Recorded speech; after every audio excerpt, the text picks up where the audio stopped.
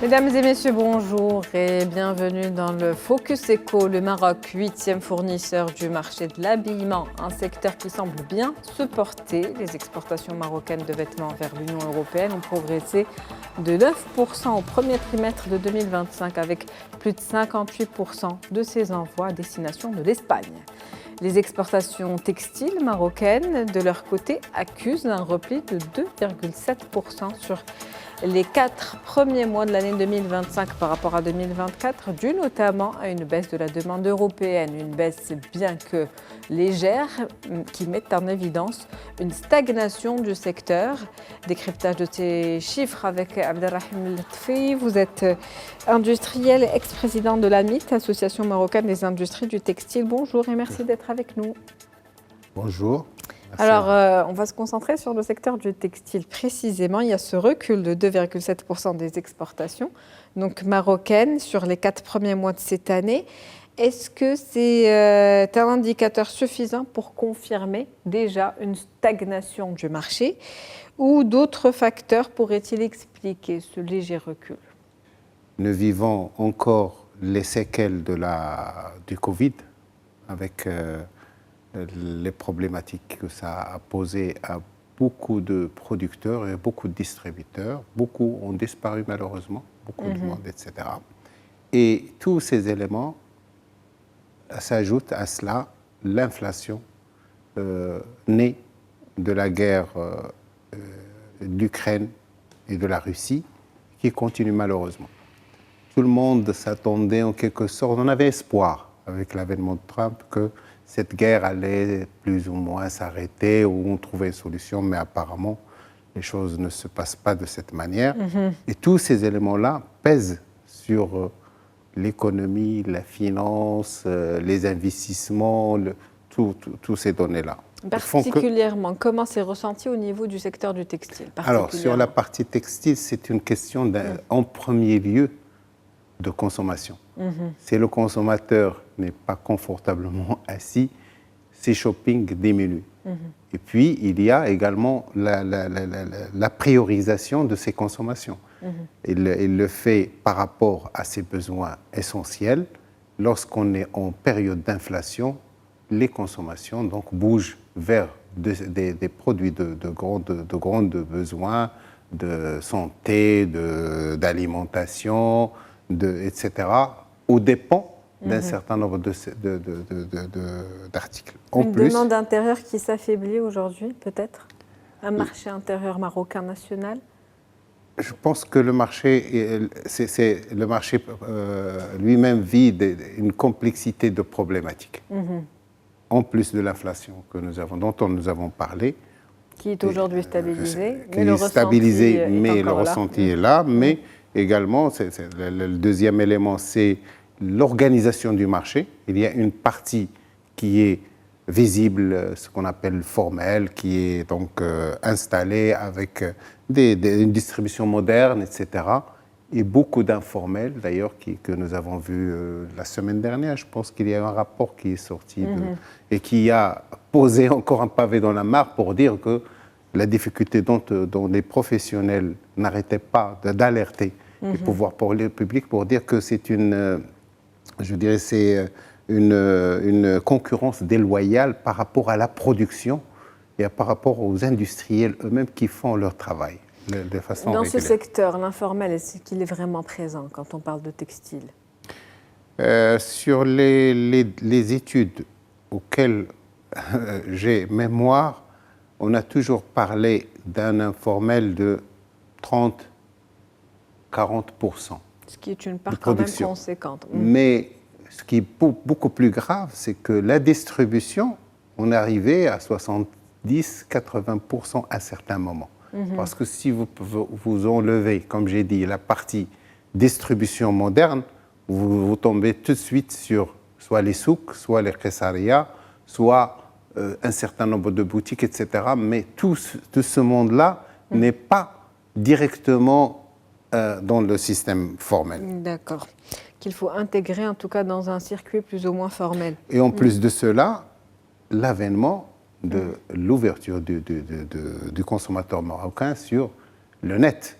Donc, tout ce qui était achat en net jusqu'à ce que l'administration des douanes plus les professionnels mettent un peu d'ordre dans ce qui venait, parce que jusqu'à un certain moment, tout venait, tout le monde achetait, il y a des gens qui sont même spécialisés pour importer et revendre, etc.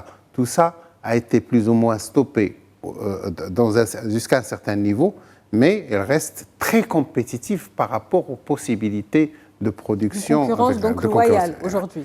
Il est, mais si il est comparé à l'informel, en tout cas. Oui, mais disons que la problématique, c'est que ça devient un dumping, un véritable. Si on faisait les calculs véritables, c'est impossible que le Maroc puisse arriver au même niveau de compétitivité d'un Bangladesh ou d'un Myanmar ou de certaines parties de la Chine, pour des raisons liées au volume énorme de production, aux manières de calcul de prix, etc., par rapport à certains marchés. Après, il y a les frais de transport aussi qu'il faut prendre en considération, qui peuvent compenser un petit peu ce gap qu'il y a entre les deux, non? C'est certain, mais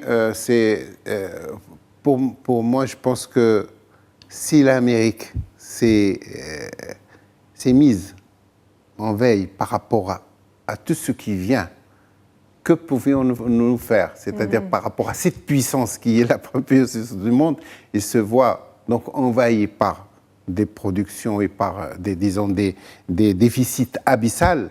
Que peut faire un pays de 40 millions par rapport à des producteurs comme l'Inde aujourd'hui, 1,3 milliard, 1,4 milliard, la Chine, la même chose, etc., les pays comme le Vietnam, etc.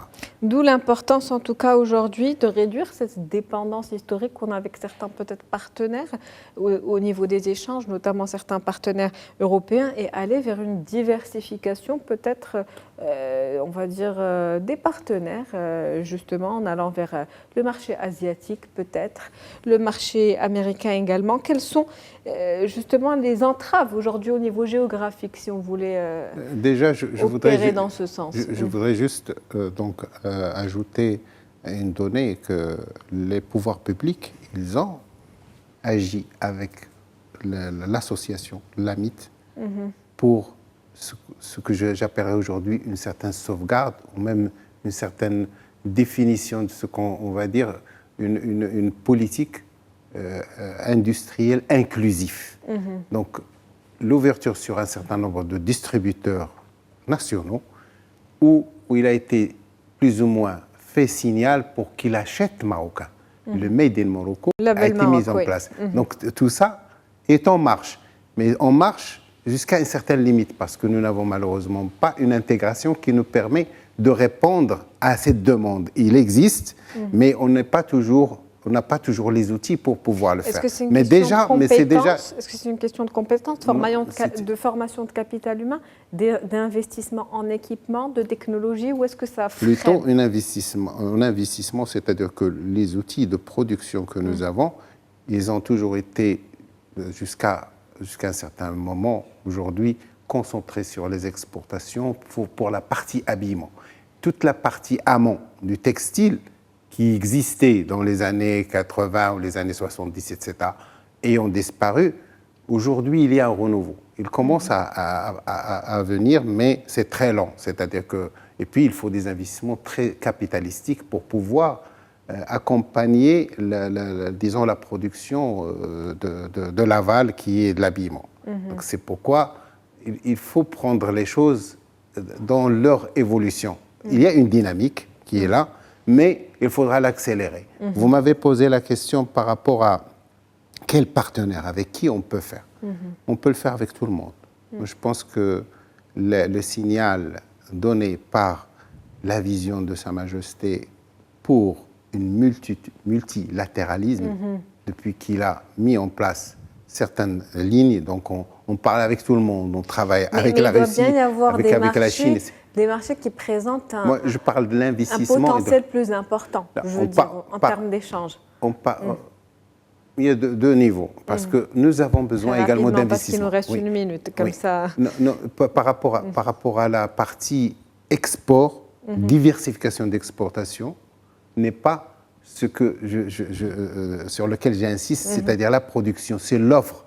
Il faut une politique d'offre. Il faut que cette politique d'offre nécessite des investissements au niveau du marché intérieur, et nécessite pour l'export la diversification. Aujourd'hui, on est trop concentré sur l'Europe. Et ce n'est pas sur l'Europe, on est trop concentré sur l'Espagne, qui prend plus de 50% de nos exportations. 58%, donc, je disais tout à l'heure, oui. Donc, ce qu'on a besoin, c'est de pouvoir aller sur d'autres marchés. Pour nous, le marché le plus important, c'est l'Amérique.